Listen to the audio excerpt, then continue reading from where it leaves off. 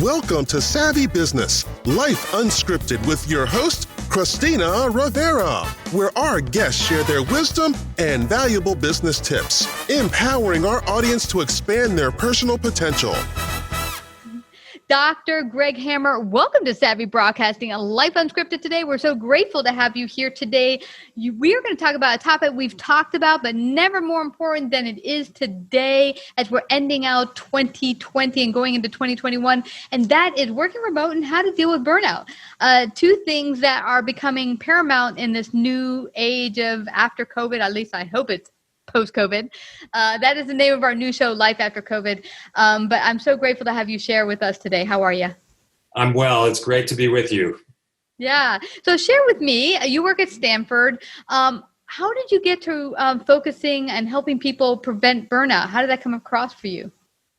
I've had a long-standing interest in wellness in the broad sense of the word, in physical fitness, in nutrition, which is my undergraduate degree. That is nutritional science. And I do pediatric intensive care, among other things, and nutrition is a big part of my practice. It seems to be something that trainees these days don't know enough about.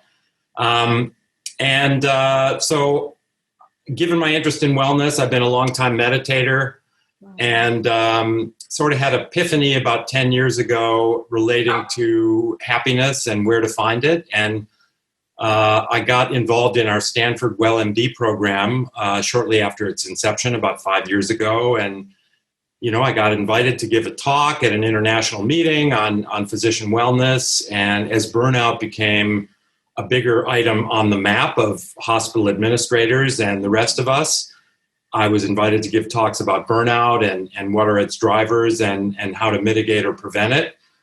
And then I had some sabbatical time, and all the arrows were pointing in the direction of getting this message out to as broad an audience as possible. And so I decided to write my first book. So it's been sort of an intertwined number of factors that have gotten me to where I am today. Yeah, and your first book being Gain Without Pain, the Happiness Handbook for Healthy Healthcare Professionals, correct? That's right. Yeah. And I love this because I think more and more in modern day life, burnout has become ever more present in our everyday modern life. Now, what's your perspective on why this is so? What has caused more burnout? I feel, at least in my perspective.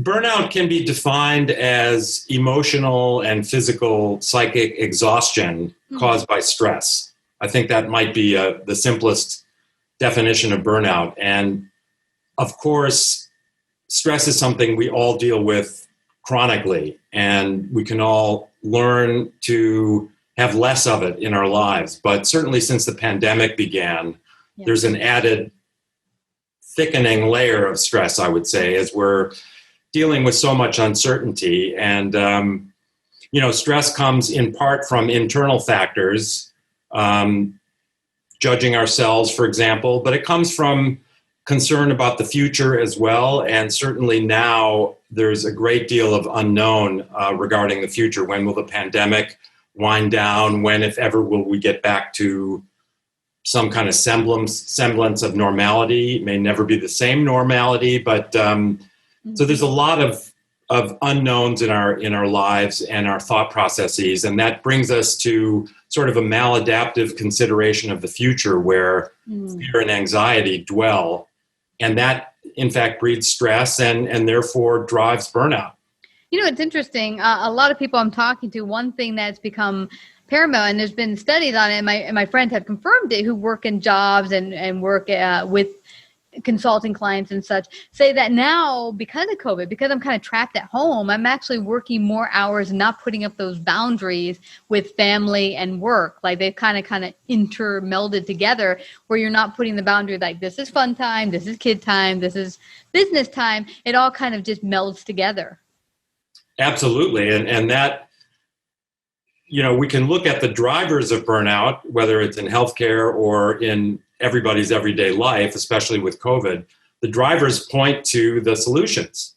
So a driver certainly is not having a schedule, not having a distinction between family time, meal time, sleep time, work time. And that's a driver, and it also points to a solution. So I think one solution is to have a schedule. Yeah. Have a regular bedtime, have a time we and our family get up in the morning as though we were going to work and going to school, have meal times, have designated family times in the evening, and again, get back to a reasonably regular bedtime. So I think having a schedule is one driver. Not having a schedule is a driver, I suppose. Having a schedule is part of the solution in terms of mitigating the unknown and stress associated with COVID.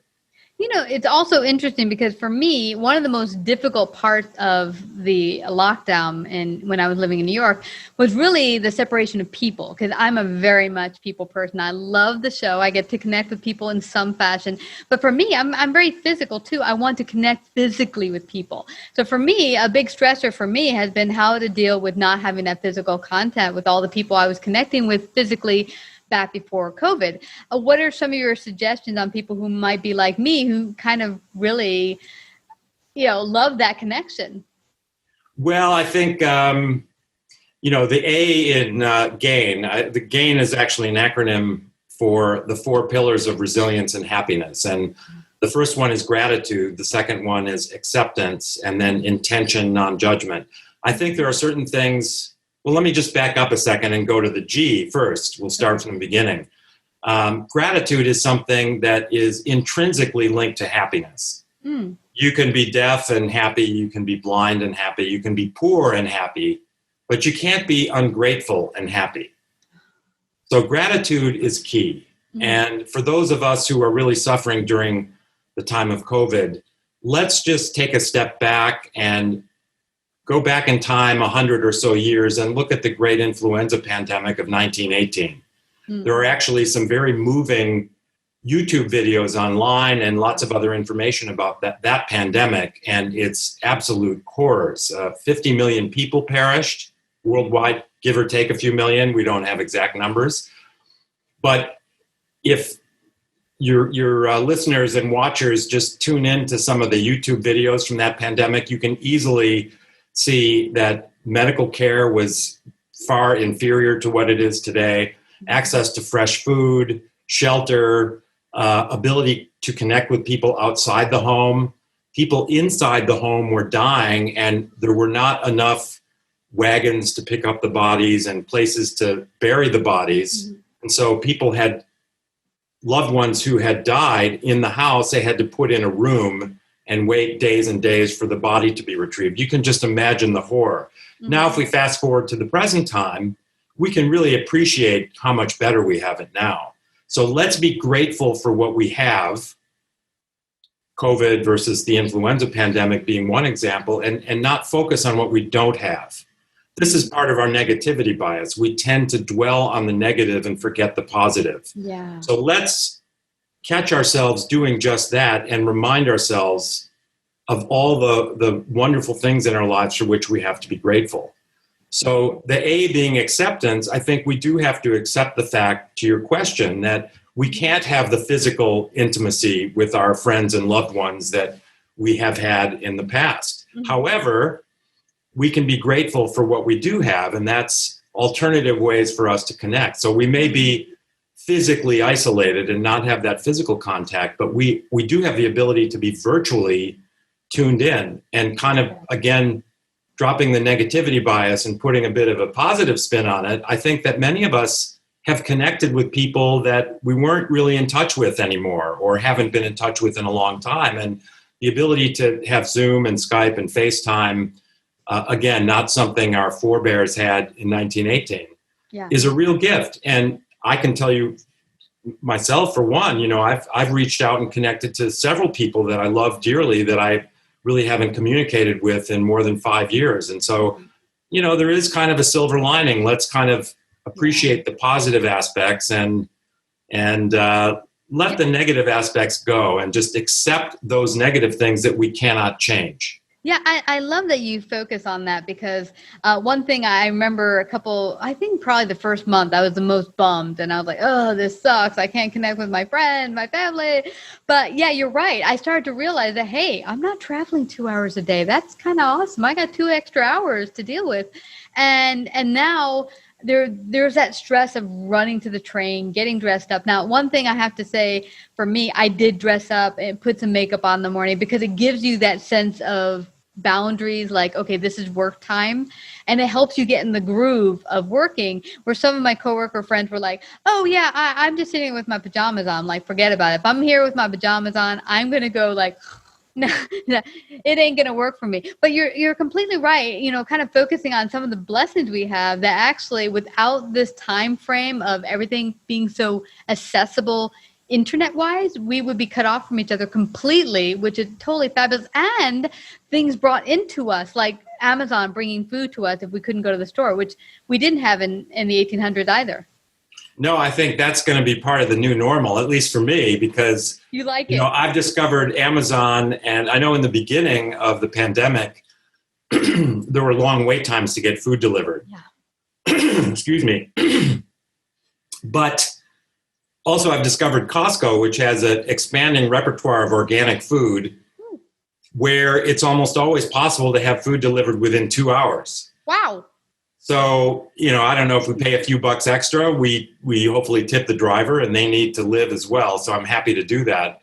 But yes, there are elements that are probably welcome components of maybe the new normal, and having good, healthy, organic food delivered to my doorstep practically on demand is one of them. And, I think that, we have Zoom. So we've had many people be able to work, period, not just from home, but able to work where if we did not have the internet and this sophisticated software that is, I don't know how many years even Zoom has been around, but, video conferencing is relatively new, within the last several years, especially I think to the refinement level that where it is now. So again, let's just embrace what we have and be really thankful for it. And when we find ourselves dwelling in the negative and going to maladaptive thoughts, let's retool and reorient toward the positive. And this is not just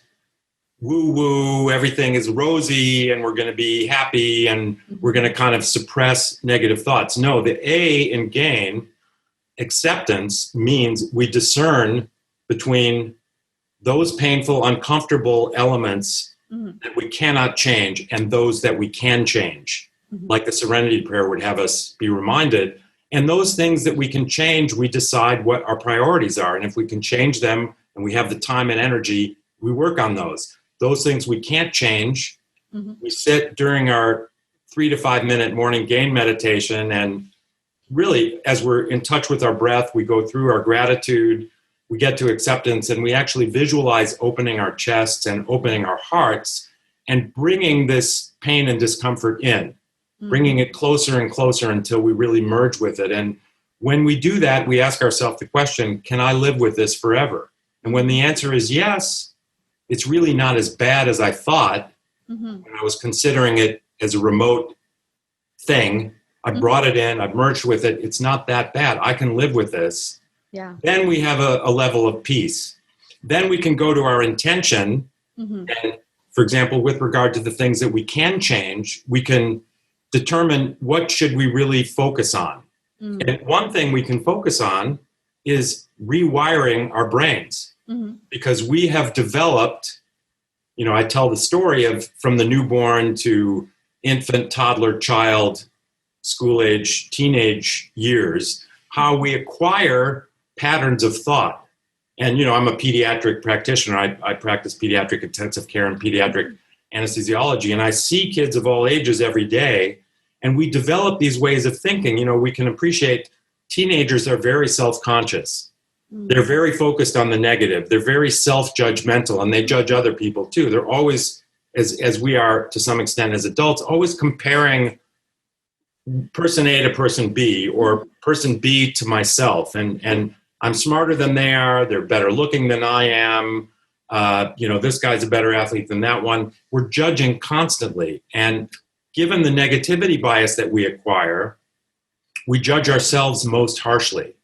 So back to intention, we can actually adopt practices that bring us from these maladaptive, negative thoughts where we're sort of obsessed with the past and the future and rewire our brains to bring ourselves into the present where happiness lives, and make our thoughts of the past and the future adaptive instead of maladaptive. Instead of going to shame and regret in the past, we can savor our memories and learn from our mistakes. Those are adaptive considerations of the past.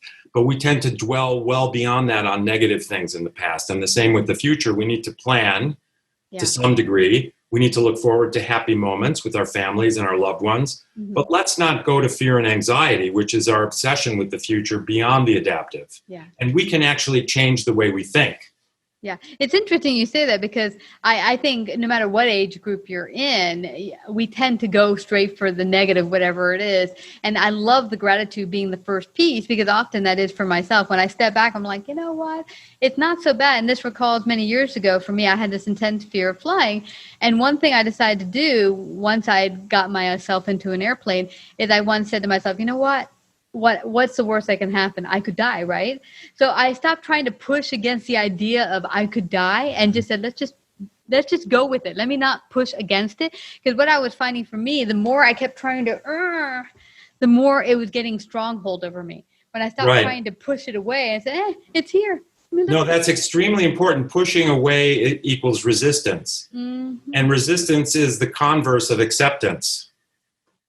And I have a formula in my book, which is that suffering equals pain times resistance. You know, we love formulas in medicine, as in physics and so on. Suffering equals pain times resistance. So you have a pain, like I lost my beautiful 29-year-old son 3 years ago. And if I try to push it away or resist thinking about it, it magnifies my suffering. It magnifies my suffering, excuse me. So suffering equals pain times resistance. So acceptance is the converse.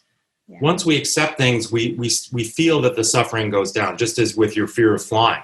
Yeah. So there's so many lessons here. I think one of the biggest things I'm picking away that I think people can just take today is really start to look at where you can be grateful, and then also start to look at what you might be resisting, that if you turned it and switched it about, maybe stop resisting it, but let it come, deal with it, focus, look at it honestly. Doesn't mean you don't acknowledge it. I like that you mentioned that too. It's not acknowledging grief or pain or anger, but acknowledging it, but then going forward and going through it. Absolutely. And, you know, with regard to intention, once we determine that there are things that are painful and uncomfortable that we can change, we go to our intention. And people think that, well, when you're past 15 or you're past 30, you can't change the way you think anymore. You think the way you think. But that is absolutely untrue. Our brains remain plastic throughout adulthood. And one great illustration of that is a program at Duke University called 3 Good Things. What they've shown in studying tens of thousands of people is that if we simply think of 3 good things that happen during the day before we go to sleep, we sleep better and we become happier people. And that is such a simple and elegant example of how we can rewire our minds. And, you know, it's like training muscles. If you want to run a marathon, you're going to have to go stepwise, small steps, incrementally, every day, or whatever your workout regimen is, but it's going to require almost a daily practice. And so if we do 3 good things every night, it's not even time consuming. We can think of them as we're turning down the bed sheets. So tonight I will think, well, it's a beautiful day. I'm you know, I had a happy day. It was lovely outside. I just spent 10 minutes talking to my gardener. Now I'm on this podcast with you, Christina, which is wonderful. And I've got a friend coming over later on. So I'll think of these things when I go to sleep tonight, before I go to sleep. And I know that I'm gradually rewiring the way I think from this negativistic way we think to a more positive way of being. And this is leading to a happier version of myself. Yes, and out of stress. This has been fabulous, Dr. Greg Hammer. I'm so grateful you joined us today. But I don't want us to leave without everyone finding out how they can find out more about you, get a copy of your book. How can they do that? Sure. Well, my website is greghammermd.com, GregHammerMD.com. And that has links to lots of media, quotes, images, and so on, and also a link to Amazon where people can buy the book. There's a second book at the publisher. That one is going to be a shorter version, and it's called Gain Without Pain, Your Happiness Handbook. So I've Ooh, I like that. kind of reworked some of the stories that are about medicine and made them more general and kind of pandemic related. So that one should be out first of the year or so. Oh, I'm looking forward to it. Awesome. We got to have you back to chat about that one. We'd love it. Yay. Well, Greg, I just have to thank you again for coming to share your great wisdom today on Savvy Business. Thank you so much. Thank you, Christina, for having me. It was my pleasure. Gotcha. Take care. If you like this episode, please share. To hear more Savvy episodes and Savvy Biz tips, go to lifeunscriptedradio.com. To become a guest or participate in paid sponsorship, email us at Christina@lifeunscriptedradio.com.